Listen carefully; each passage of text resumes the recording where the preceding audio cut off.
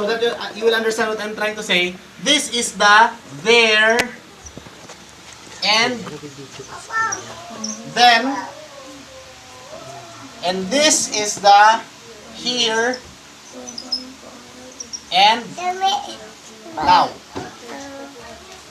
So, ang trabaho natin, kapag nag-aaral tayo ng Biblia, so ikaw to.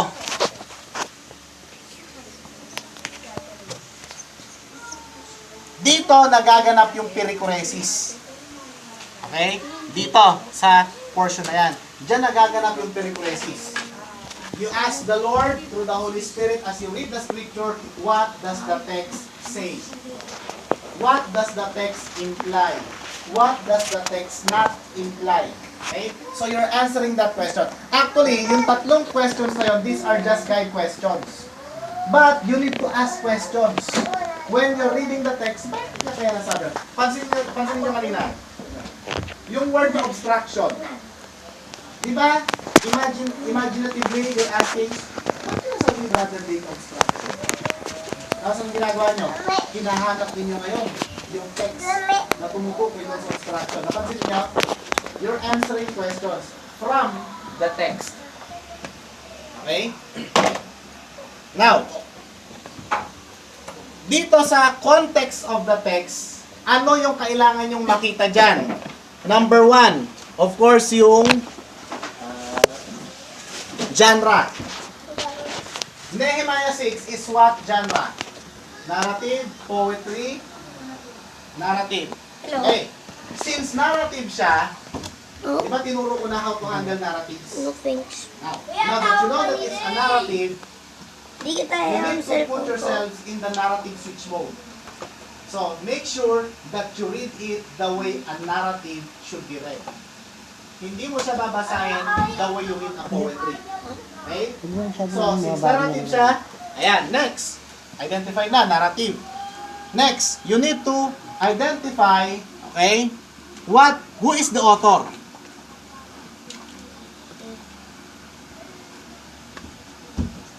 In that case, si Nehemiah. Wait mo Right? lang, charge. Si Nehemiah. Next, Hindi magkakaroon ng history. Wait mo, mga 1 minute. Pag sinabing history, kailan yan nangyari? You need also to know a little background about the period. Sa panahon na yan, ano yung nangyayari dyan?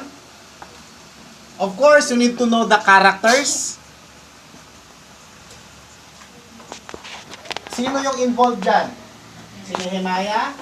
Sino pa? Tobias? Sanballat? Geshem? Delaya? Diba? Pansinin nyo? So, you need to identify the characters. And if possible, lagay nyo ng description ng mga characters. Si Nehemiah, yung inaaway, si Tobias, Tobias, Video ka, video. Tobias, Sanballat, Geshem, we try to describe yung mga characters.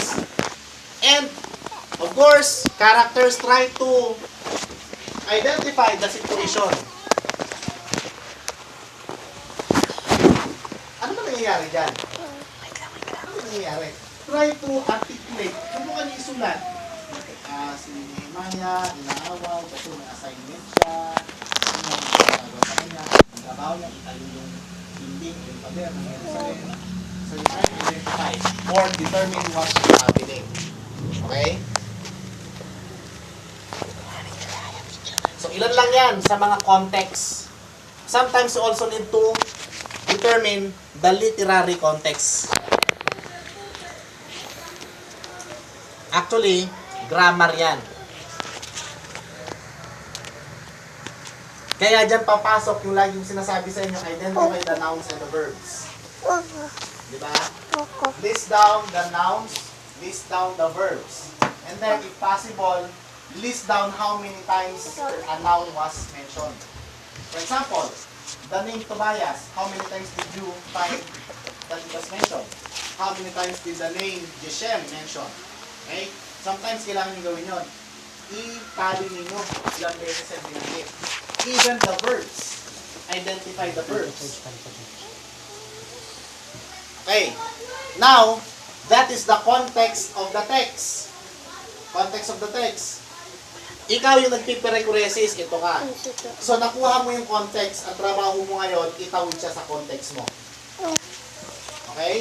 So, nakuha mo yung context, itatawid mo ngayon siya from this to this. Sino ba ang kausap mo?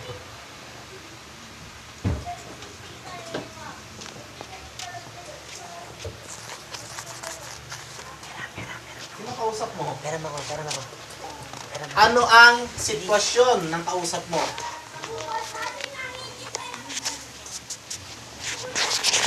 You need to identify the situation. Ano ba ang nangyayari? Diba? What else?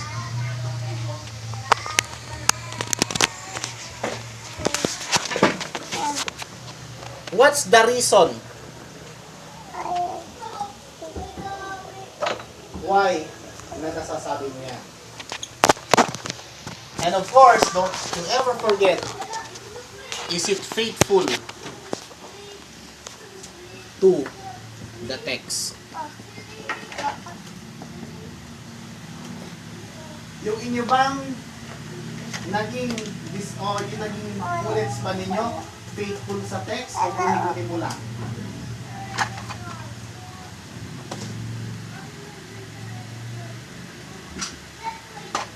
I want you to write this down. Assignment for next week to be submitted in one full sheet of paper. I want you, okay, exercise instruction number 1. Find a text that you want to do perichoresis. Okay?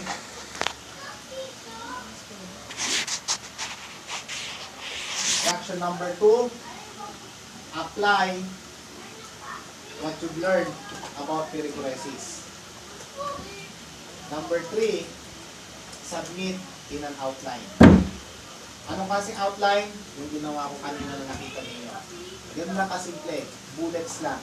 Pero this time, kung sinabi ninyo halimbawa yung isang bullet, nakalagay doon yung verse kung saan nyo yung inihan.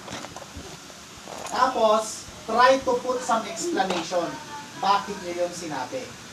Pansinin nyo yung ginawa ko kina Ate Ko at kay Mabel. Hindi ko basta tinanggap, binanggit namin nila yung verse. No, hindi. Anong meron dun sa verse na yun? Bakit mo nasabi yun? Pansinin niyo kanina, yung finish, hindi ako kumontra. Yung linaw nakasulat yung word na finish. Identify agad. Even yung word na fulfill. Okay? So try to defend your answer. Huwag mo kayong matakot. Huwag kayong ma-intimidate. Why? Dahil kailangan natin mag-level up. Because whether we like it or not, you need to accept the challenge that you are going to be a sharer of God's Word sooner or later, whether you like it or not. Sino nakapanood ng pelikulang Hercules? Mountain Stone. Tasod. May rock. May darak, di ba? Tasod. Di ba sabi niya dun sa king, you are, Wow. ano sabi, Jume? You are brave, You are brave, but but not, you are not trained. You will lose. you are not prepared for the battle. You're not prepared for the battle. Your soldiers are brave, but they are not trained. You are not prepared for the battle. You have the desire to preach the word of God, but you need to learn how to do it. Otherwise, it will be useless to communicate the truth of God's word if you are not trained on how to handle it properly. Ang sabi sa Timothy, hindi ko sasabihin ng chapter and verse, sabi doon, present yourselves to God, a workman that is worthy, who is able to handle and divide the word of truth properly. Yun ang sabi ni San Pablo kay Timoteo, na kailangan daw na presenta mo sarili mo na maayos at kayang hawakan at ituro ang salita ng katotohanan. Okay? Questions? Suggestions? Violent reactions? None? Okay, question. Tinutuloy pa po ba natin yung pagbabasa ng Bible from Genesis to Revelation? Okay? Walang dito. Wala na sa 4th Exodus. Wow. Nasa Psalms na. Pero nung kanina sa Second Chronicles. Okay, sa mga Psalms daw, sa Exodus. So by this time, alam mo na kung nasaan ang Ezra, ang Nehemiah. Hindi ka napupunta sa table of contents. Okay. May natutunan ba tayo? And before I end, I want to share, alam ko, September 1. Effective September 1. Announcement. Effective September 1. Okay.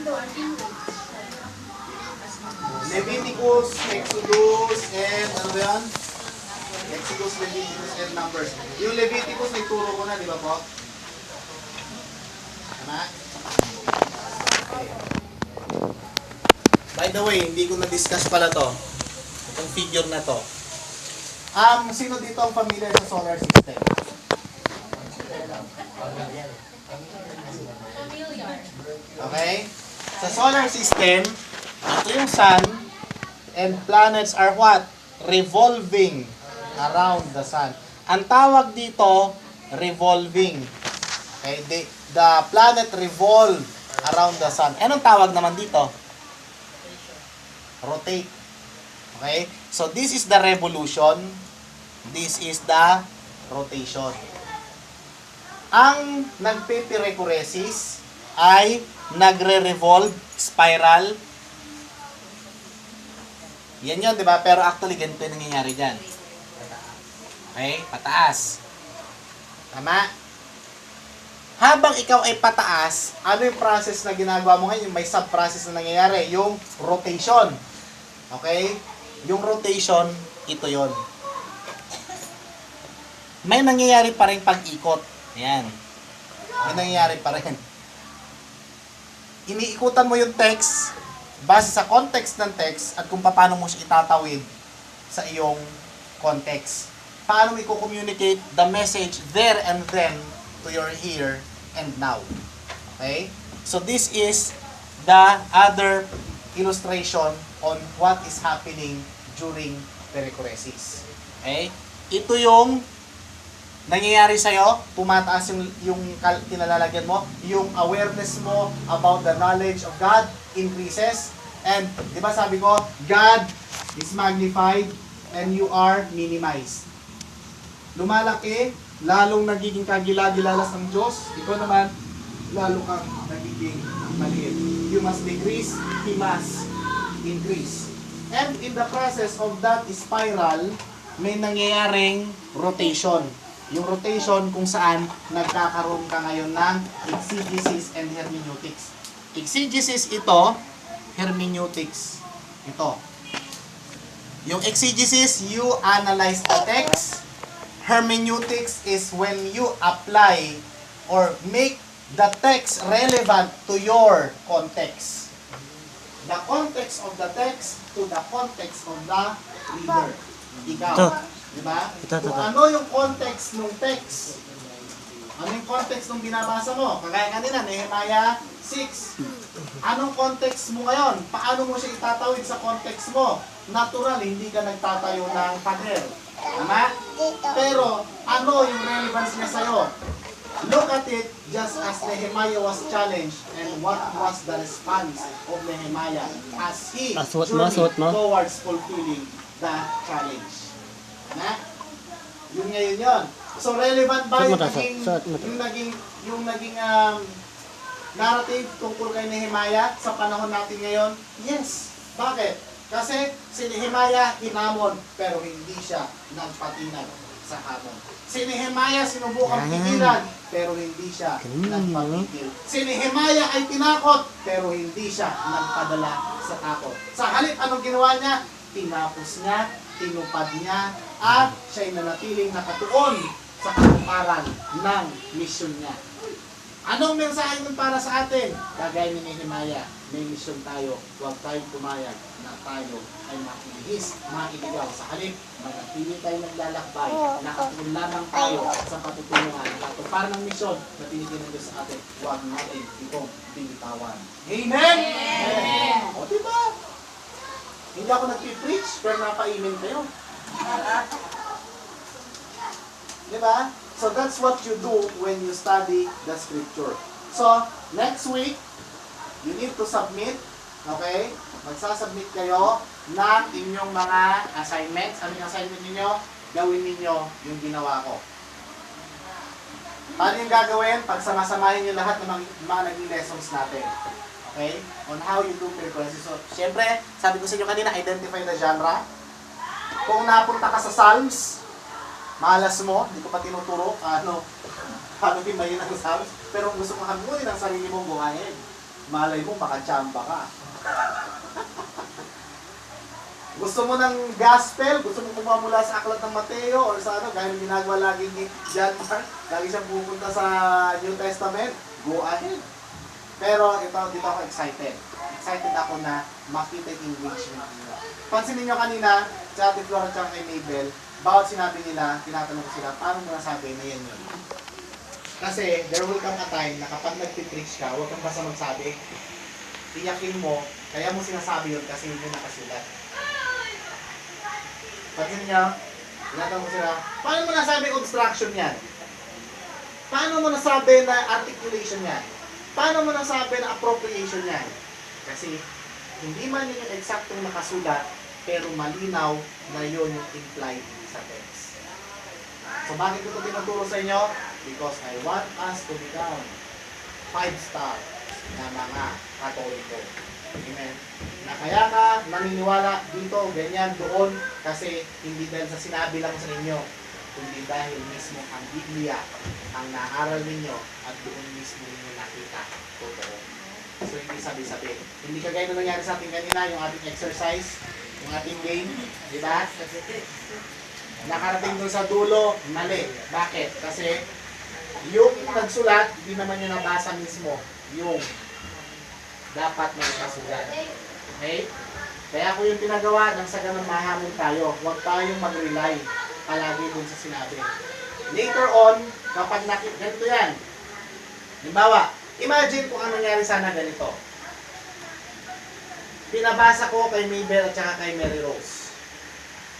Tapos pinabasa ko rin muna dun sa mga nasa dulo. Anong gagawin nila? Iko-correct nila yung mga nasa gitna. Sabi nila, mali ka naman eh. Eh pag sinabi nila, paano mo nasabi? Anong sasabi nila? Nabasa ko eh. Diba? Nabasa ko eh. So ano magiging trabaho nyo ngayon? Ano magiging kalalabasan ninyo ngayon? Is to be sharp in discerning whether things that are being said to you, you were told of, are true or lies. Okay? Kaya nga, kapag ganyan kayo, when you're able to really handle the scripture, you will be very far from being deceived. Walang magiging iglesia ni Batman. Walang mapupunta sa dating daan. Mananatili siya sa tamang daan. Amen? Mananatili ka sa tamang daan. Hindi ka babalik sa dating daan. Did you learn? Right? Natutunan kayo? Okay? So next week, excited ba kayo sa ating assignment? Excited? Excited. Nakahinga kayo kasi walang nangyaring palabunutan, ano? Nakahinga kayo. Pero, ready naman kayo kung sakaling kayo mabunot. Wala nga. Alam nyo, kahapon nasa Tandang Sora ako, sinabi ko sa congregation, may mga tinuturuan ako ng mga kabataan eh. Tinuro ko sa kanila, simple way on how to do a devotion. Okay? So, yung tinuro ko sa inyo ng ilang linggo, tinuro ko sa kanila ng isang karating oras. Siyempre, ano yun, hindi yung kasing comprehensive and matututunan nila dito. Kaya nga china-challenge ko sila na mag-welcome dito ng discipleship na ganyan ginagawa ko ito. Nang sa ganoon, sila rin matutunan nila yung tinuturo ko sila. But anyways, sa hinaharap pa naman yung mangyayari. Yan. So, by now, I'm expecting na sana mas excited na kayo kapag nagbabasa ng Bible. And by now, siguro, whenever you read the Bible, hindi nyo siya binabasa na walang katabing notebook at panula. Kumbaga habang nagbabasa kayo, sinusubukan nyo, ano nangyayari dito? Okay. Brother Dave, hindi tuloy ako makapagbasa, sobrang busy. May audio Bible ko. At ako ng PCBS. May ng PCBS, may nabibili po doon ng audio Bible, pakikinggan nyo na lang. Sino meron? Jume, meron na. Bluetooth. Yung tagal pag gano'n. Nabibilis to mga to, lugi na. Why? Kasi kailangan natin matapos na basahin ng Bible from Genesis up to Revelation. Okay? Kasi after we do this, hahamunin ko na kayo na magkaroon ng kanya-kanya mga cell group.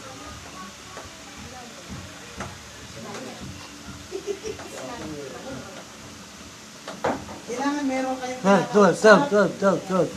kailangan meron pinapagpapasahan ng natututunan ninyo. Diba? Ano kayo? Timba o gripo? Naalala niyo yung illustration ko yun? Ang timba, sumasahod lang. Ang gripo, dinadaluyan. So ano ka? Ano? Kailangan dinadaluyan. So kung ano yung dumadaan sa'yo, dinadadalo yun. Hindi mo yung iniipon lang. Kasi kapag inipon mo yan na hindi yan naidaloy, hindi na pakinabangan ng iba, useless. Okay? So padaluyin ang pagpapala. Amen? Questions? Parang hindi na kayo naiipon tanong ngayon ha. Hindi na? Questions? Suggestions?